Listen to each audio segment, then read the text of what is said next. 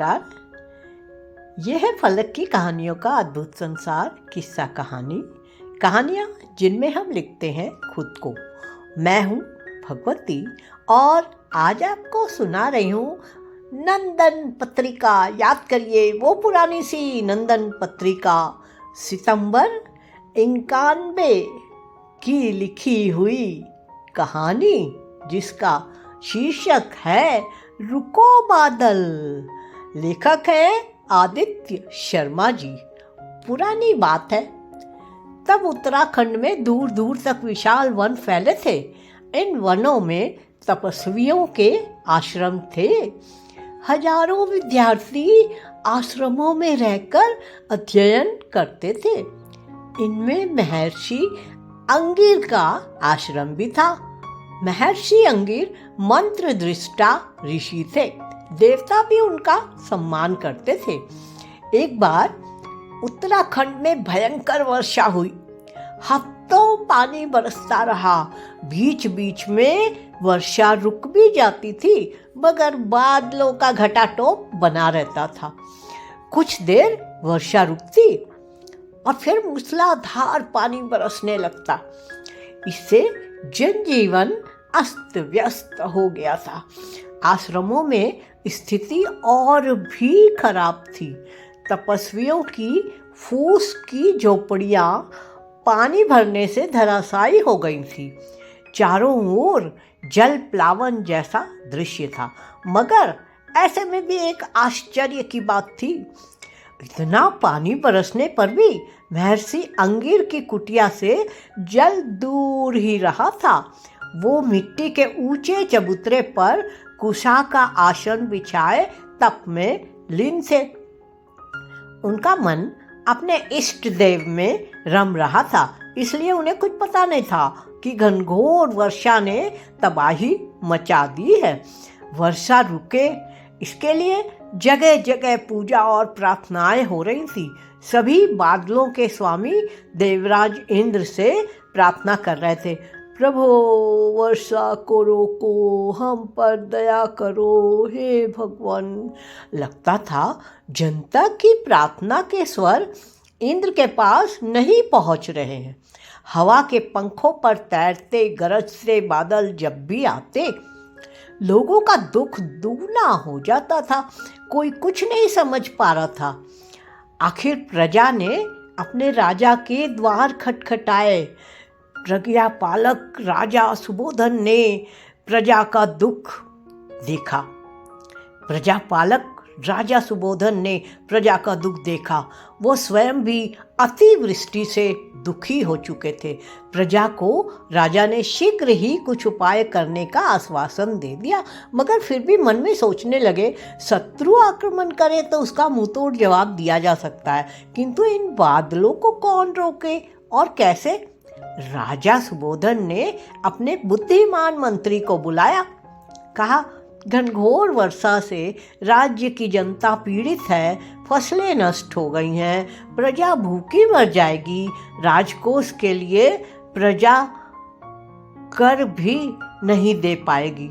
वनों में पेड़ पौधे नष्ट हो जाएंगे तो तपस्वियों को कष्ट होगा। कुछ न कुछ उपाय करना चाहिए जिससे प्रजा का कल्याण हो। मंत्री देर तक सोचता रहा, फिर बोला, राजन, मैं राजनीति और शासन के बारे में आपको सलाह दे सकता हूँ। इस संबंध में तो हमें पुरोहित से बात करनी चाहिए।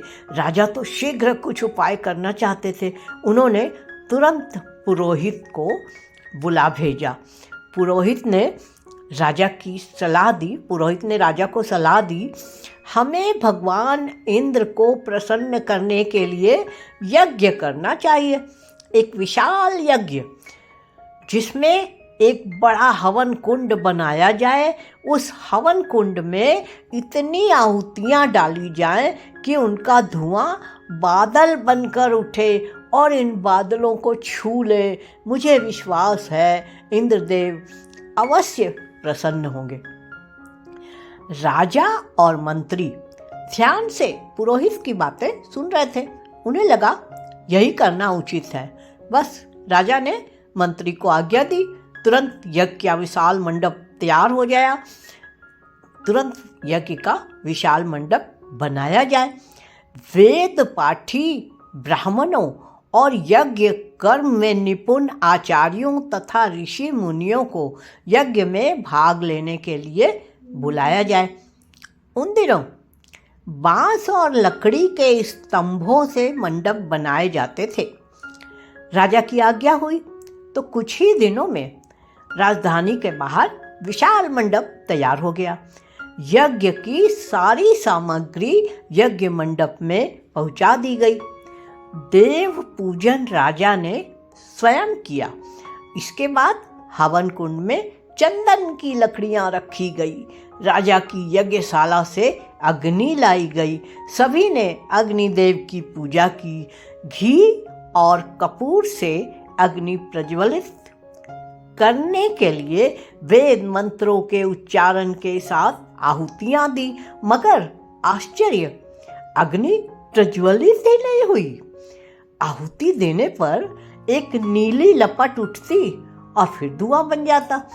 राजा और यज्ञकर्ता आश्चर्य से देख रहे थे। उनकी समझ में कुछ नहीं आ रहा था। चंदन की लकड़ियां सूखी थी, घी शुद्ध था, वेद मंत्रों का उच्चारण भी सही था। यज्ञ करने से पहले विधि के अनुसार सभी देवताओं की पूजा कर उनका आह्वान किया गया था। फिर ऐसा क्या दोष रह गया कि अग्निदेव प्रसन्न नहीं हो पाए?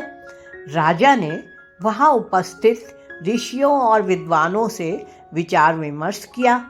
ऋषियों ने कहा, हमारी भी समझ में नहीं आ रहा कि ये वेद मंत्र प्रभावहीन कैसे हो गए। वेद मंत्र तो बिना आग और घी के भी अग्नि प्रज्वलित करने में समर्थ हैं। जरूर कोई विशेष बात है। फिर क्या किया जाए? राजा ने पूछा। ऋषि मंडली ने कहा, कोई मंत्र दृष्टा ऋषि ही इसका कारण बता सकता है। मंत्र दृष्टा ऋषि? और तभी राजा को महर्षि अंगिर की याद आई। राजा बोले, क्या यज्ञ का निमंत्रण महर्षि अंगिर को नहीं भेजा गया?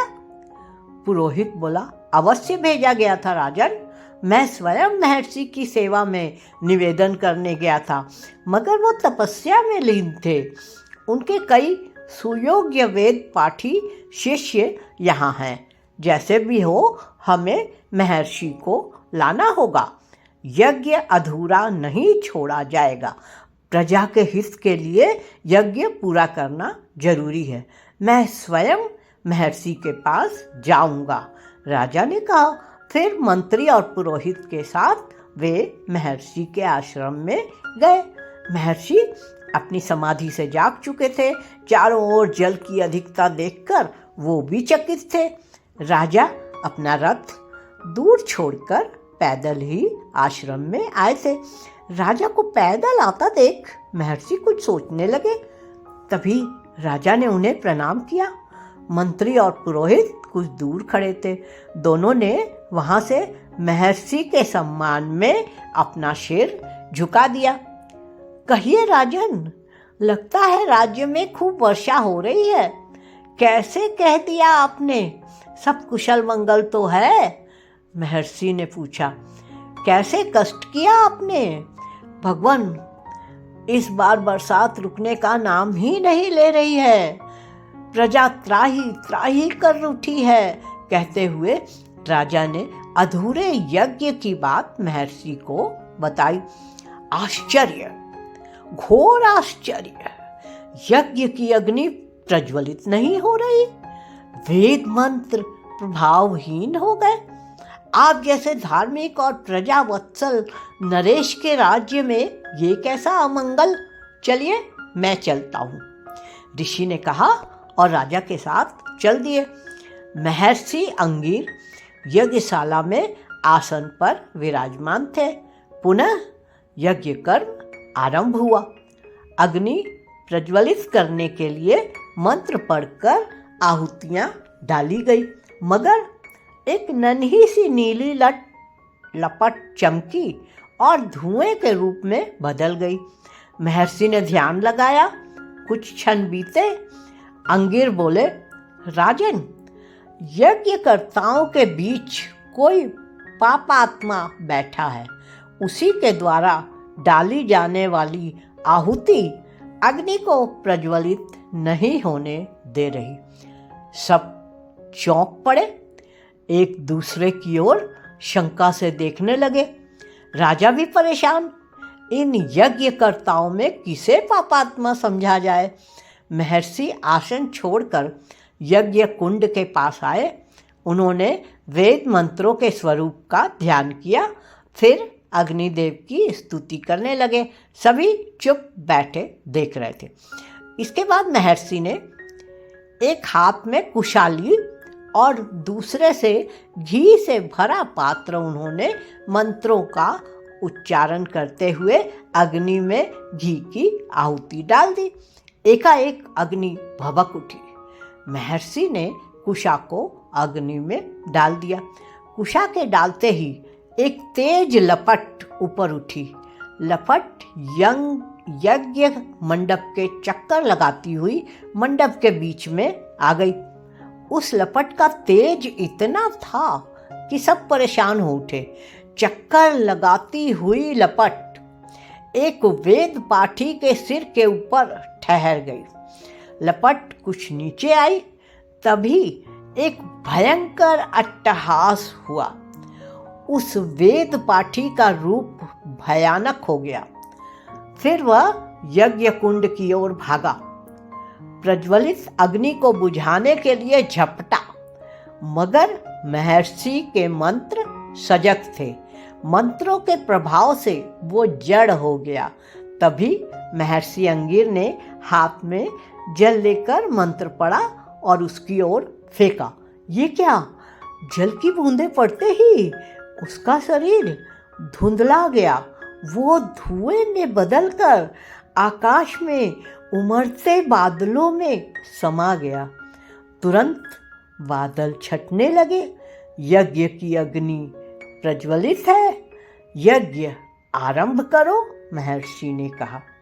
यज्ञ संपन्न हुआ, मगर राजा के मन में प्रश्न था, वो कौन था जो वेद पाठी बनकर यज्ञ में विघ्न डाल रहा था? महर्षि ने बताया, वो अकाल था, तुम्हारे राज्य में डेरा डालने के लिए आया था। ये बादल उसी का प्रकोप बनकर बरस रहे थे। अब सब ठीक हो गया। ये सुनकर सब धन्य धन्य हो उठे।